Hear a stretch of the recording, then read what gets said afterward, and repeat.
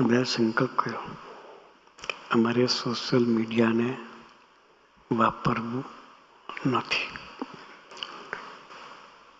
એનાથી દૂર રહેવું છે.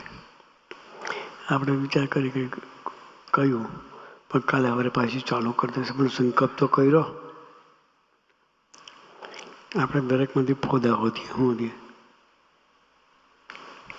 દરેકમાંથી કયું વીક પોઈન્ટ છે એ હોદો પ્રયત્ન કર્યો. આપણા વીક પોઈન્ટ હોદો પહેલાં મારે મારા પોતાના વીક પોઈન્ટ શોધવાના, એ નહીં હોતા બીજાના શોધીએ એટલે આપણે દુઃખી છીએ, એટલે સંબંધ બાંધી શકતા નથી. ને આપણે કોઈનું જોયા વગર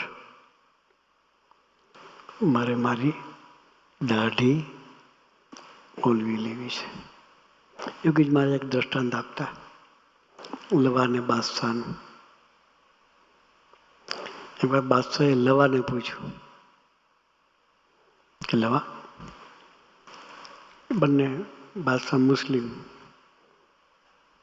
લવો બી દાઢી રાખતો હતો, અને પૂછ્યું કે લવા કે આપણા બેની સાથે દાઢી સળગે તો તું કોની ઓલવે? મારી તમારી દાઢી હળગે તમે કોની ઓલો? પેલા પોતાની ઓલો ને.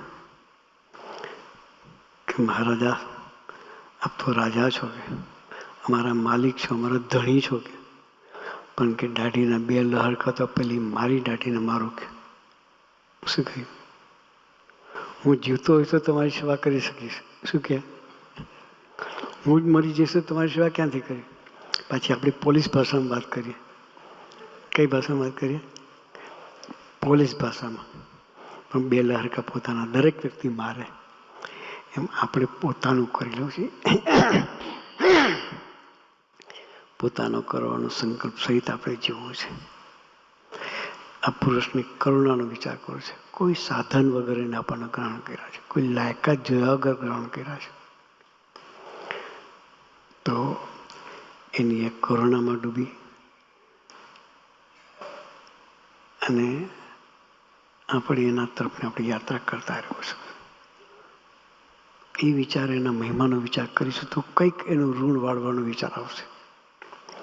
પણ મહિમા જ નહીં હોય તો ઋણ વાળી શકીશું નહીં. તો આપણે ખરેખર મહિમામાં જીવવું છે. ભક્તિ સ્વામી, ચિંતન સ્વામી લઈને આપણે દોડતા રહેવું છે અને એની કરુણામાં ડૂબી અને આપણી યાત્રા સ્વામીજી તરફ કરતા રહેવું છે. તો એ જાગ્રતતા આપણા સૌના જીવનમાં સ્વામીજી પ્રગટાવે, એ જ પ્રાર્થના સહજાનંદ સ્વામી મહારાજની.